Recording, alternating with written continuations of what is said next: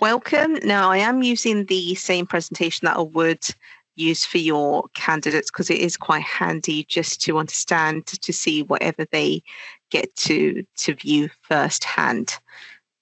So welcome to this session. So just to give you a brief of what's involved in this and how you should be guiding your candidate. The candidate needs to be a BSc member is the first most important thing, and this will give them access to all of the BSc resources plus the eligibility to sign up for the examinations as well. So they need to have a designated mentor, and the process has got to. Sorry, my connection might have just dropped out there. It did. Just give me a thumbs up or... Yeah, I can hear you now. Brilliant. Fantastic. Okay. So yes, as you know, there are two parts to the accreditation. We've got the written exam, and then that's followed by the practical assessment. And both sections must need to be passed in order to get the full accreditation. So with BSc membership, advisory candidates, it gives them access to the exams and assessments. They can even request early access to the portal once they've got their full BSc membership paid up. They have access to the Echo Journal and other educational resources such as the guidelines that they can download. And the monthly accreditation clinics have been proven to be a very useful resource for those that are preparing for their practical assessment. And also, they get access to us for full BSc support. It's not only the candidates that get access to us, it's also yourselves as mentors. You can reach out as well if you've got any concerns or queries. And again, the accreditation clinics, though they initially started for the candidates, we have opened them up for mentors to dial up and ask us questions as well. So if you have got your own BSc membership, you can sign up for these clinics at any point. We do advise candidates to maybe join the calls with their mentors. So if there are any concerns or queries, you can air them out. And the calls are with members of the accreditation committee and myself.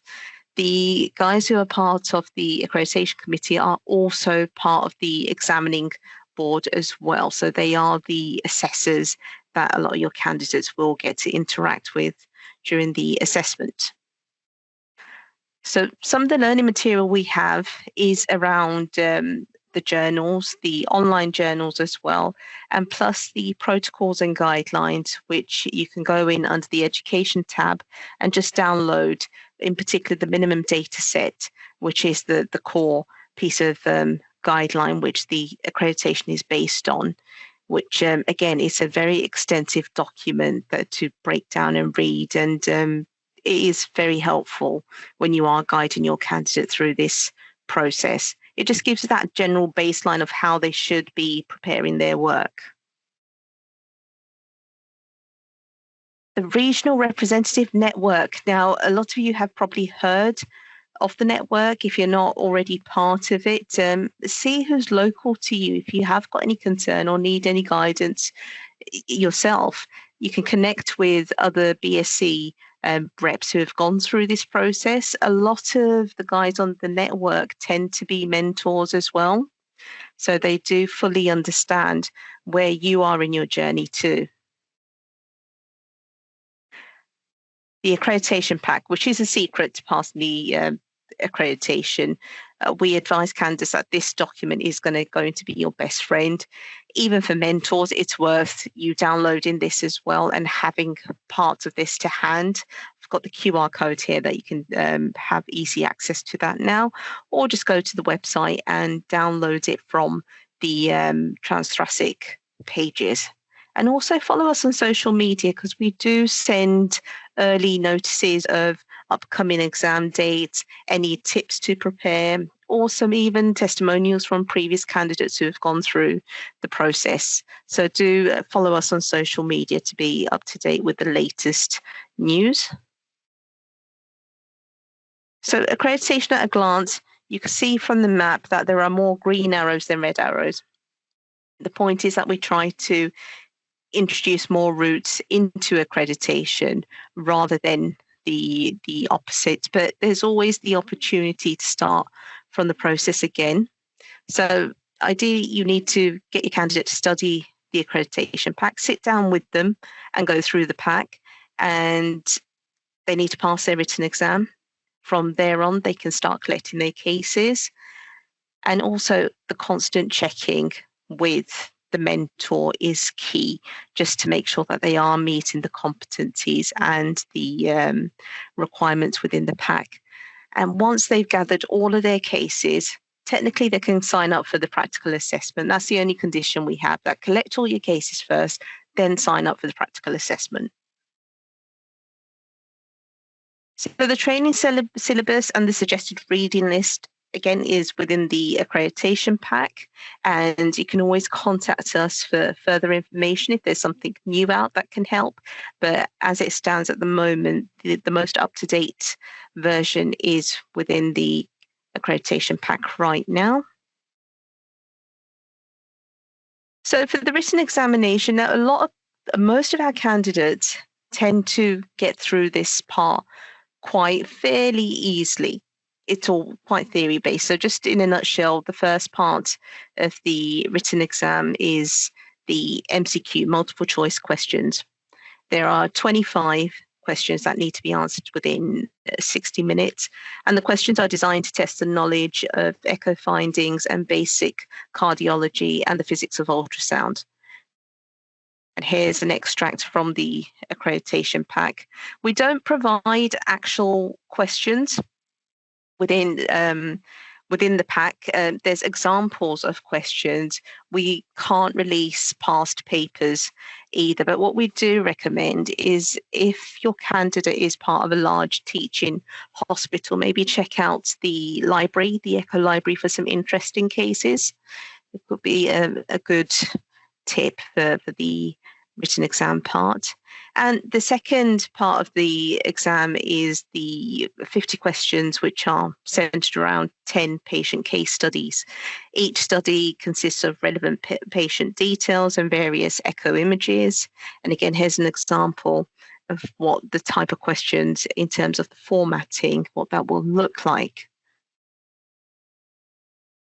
So we use Pearson VUE test centres to deliver our written exams, and they have got a number of test centres across the UK and even some overseas areas. We do advise that candidates check out their website and the support that they have on offer in terms of what to expect at their test centres.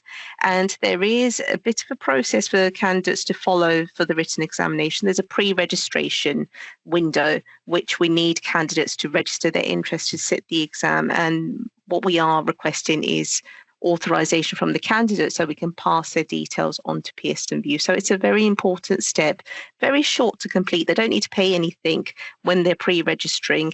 It's only when they are due to book their exam through Pearson VUE. But this initial window, it's open for 4 weeks.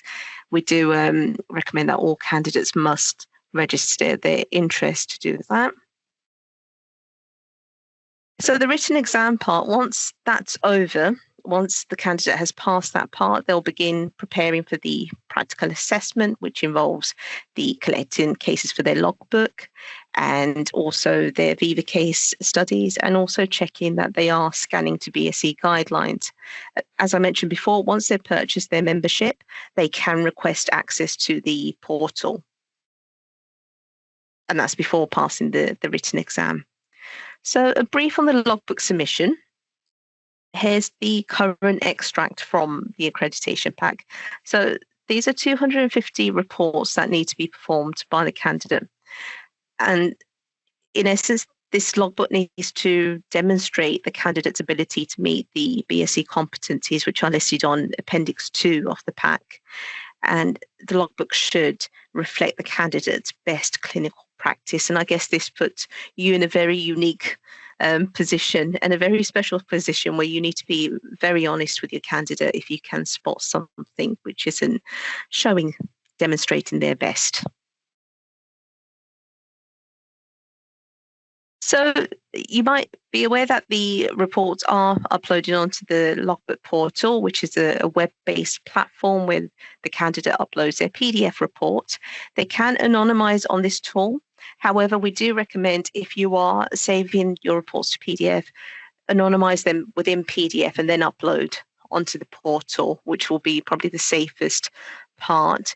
Also, if your machines are generating some sort of accession number or some sort of study ID, which doesn't bear any connection to any patient data, get the candidate to provide a letter or give a letter to your candidate to confirm that this has got no connection to any patient ID, because again, this could be misunderstood as some patient identifiable data. So be mindful of that. So your candidate can request access by emailing the accreditation address, quoting their ID number and the type of logbook they want to generate. The features for them to upload, again, it's PDF reports. All data, all personal patient data needs to be anonymized, such as full name, full date of birth. You can keep the year of birth, and the gender should be on the report. So it's some candidates do get really keen within the process, end up anonymizing everything, but just remember that they, main requirement is age and the gender of the patient, and anything else must be anonymized. So here they get to select from the drop-down menu of which pathology this particular case should be entered in. Advise your candidate to label their cases appropriately. And just think of it from the assessor's point of view. If you were assessing this logbook, which in essence, I guess you do as a first look, what is easier for you? So, just make sure that the cases are titled appropriately. Supporting information. So this section on the portal is quite important, where we are saying that the logbook should reflect BSC's latest guidance. If your local policy deviates from this, a supporting letter just detailing the current standard operating procedure will be needed, and the candidate can upload that onto the supporting information section. So this letter should come from your department. If you are the head, or if you know the lead, get the lead of the department to provide this letter on letterhead and give to the candidate so they can upload onto their logbook. So the mentor sections are very important. Now, we need the candidate to give us authorization to give access to their logbook to their particular mentor. So we need to know your name and email address, and this has to come from the candidate themselves to give us authorization to do so. The mentor, as in yourselves, will log in through your own login ID to the portal, which you may already have existing access to, but you'll probably see the mentor dashboard appear on your account. So you'll need to complete the competency section, which is a click box exercise, and also the mentor statements, which confirm that your candidate has met the necessary requirements. So once the candidate's uploaded all of their cases and you're happy with the work that's getting submitted, you're showing that you're happy by completing the competencies and the sign-offs on the portal. The head of Echo needs to validate the logbook, and again, that's going to be an automated email that gets sent over to the head of Echo, so they don't need to create an account for this part. They just need to click the acceptance link within the email that will get sent to them at that point. So here's an indication of what the assessors use as their mark sheets on the portal, and they need to tick yes or no for these sections. So they are looking at, is this case fully anonymized? Is the indication for echo present? Are the appropriate measurements present? And what about the appropriate Doppler calculations? Are those present? So they are going by this checklist, and ideally everything needs to be checked yes. And I guess a good exercise for you will be to look at these areas as well to see, has your candidate met these particular areas? Is the conclusion present? And again, this is available on Appendix 8 under Logbook Guidance and Marking Criteria. So The scanning assessment that happens on the day, these are up to 10 different echo imaging views that need to be acquired in 20 minutes on either a real life model or a simulator. There is a pass mark the candidate needs to get. So the assessor will call out a number of views and tick down if it is pass or borderline pass and so forth. And each scoring has got some sort of weightage connected to it, and that tallies up the score for the examiner. And once the candidate has reached that pass mark, they will be given their feedback and actually told if it is a pass or they might need to come back and repeat this part. The VV case studies, these are 5 patient case studies. All 5 must follow BSc guidelines. Where we've shown a bit of flexibility with the logbook, what we're saying is we're just expecting 5 cases where the candidate can demonstrate their understanding of the BSc guidelines. So these need to be on PowerPoint presentations, and they'll be presented to an assessor on the day. And the mark sheets are available on Appendix 11. These are the actual mark sheets that get used on a practical assessment day. So when assessors are marking cases, whilst the candidate's presenting their particular case, the assessors do prefer to have like a printed copy of the report to the case so they can look at that whilst the presentation is playing.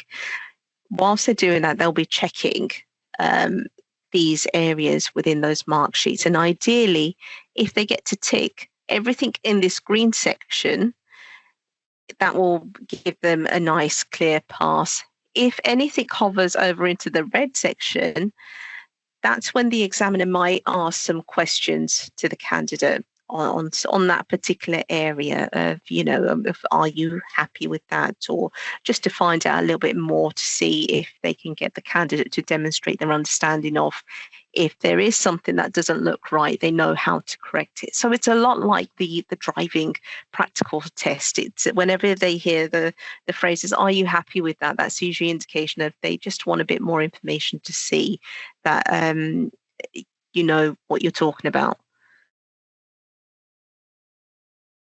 So the practical assessment day, logbooks are marked before the practical assessment, and these are done at least 8 weeks ahead of the assessment. We request for logbooks to be submitted so we can, and the reason we do that is to allow more spaces for more candidates to come through on a practical assessment day.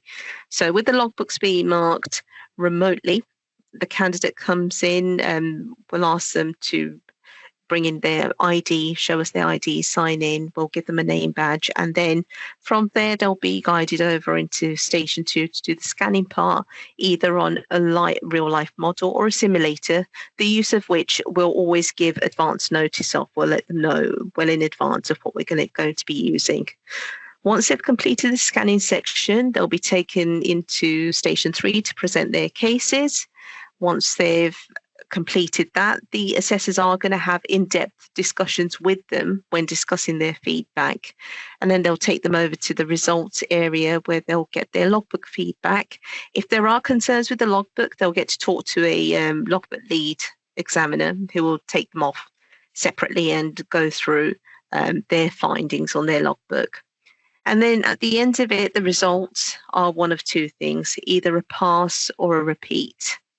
And in a repeat situation, the candidate only needs to come back to redo the unsuccessful part. So looking at the outcomes, when your candidate passes, it feels like they've climbed a mountain and they'll be accredited for the next 5 years.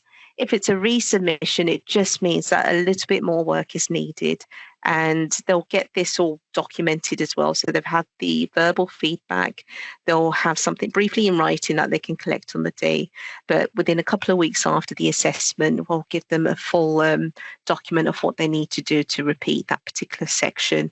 And resubmissions do have a fee associated to it. So our assessors and volunteer contribution. Now, the department is built on the shoulders of volunteers who work full-time in healthcare. They have gone through the process themselves, so they fully understand what this feels like for both candidates and even mentors. A lot of them are still mentors.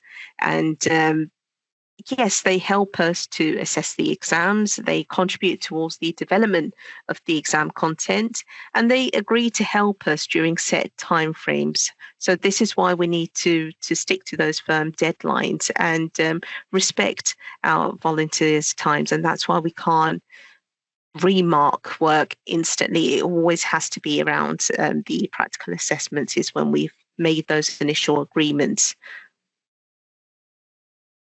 Oh, bear with me, skipped ahead. I want to share some recent feedback that we get from our candidates, because it's quite useful to see what people are saying, especially our candidates after the assessment. So this is some of the feedback we've been receiving for quite a few years now, probably around about over 5 years. It's been to this type of tone.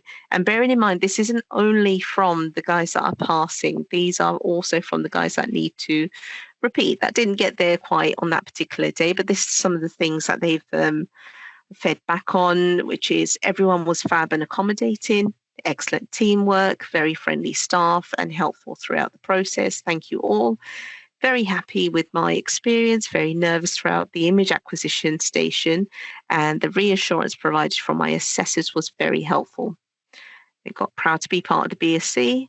I just wanted to thank the BSc accreditation team. It was a beautiful, seamless examination. My assessors were kind and helpful. Thank you, BSc. Everything is perfect. Service and assessors were great. And my favourite one is thoroughly enjoyable assessment. And everyone was incredibly kind, friendly, making a very stressful situation far less intimidating. And I would like to register my interest in helping out in the future, whatever aspects you feel I could help with at this stage as a newly accredited physiologist. The day ran smoothly, very well done, very well done to everybody involved, and I was nervous beforehand but ended up enjoying the experience. So to hear people enjoying an exam is very heartwarming to hear. So this is some of the comments that we've been getting from these sessions. So, and we're here to support you as much as we're here to support our candidates, because we know what an important role you've got within their journey as well. So you will see, actually, you might even see our president if it is at the Oxford practical. So we do get a lot of the committee members involved in whichever area we go to. We do let them know that we're going to be here. Why don't you come along and just say hello to the team and some of the candidates. But yes, this is all of us who are involved, predominantly myself, Jess, and we've just recruited Sophie, who's our new accreditation officer. Her face will be here very soon. But yes, we're here to support you. So do get in contact if you've got any concerns or need any advice around this accreditation process. So with that, I'd suggest make sure that you do download the recent accreditation pack and keep that to hand when you are helping your candidate through the process.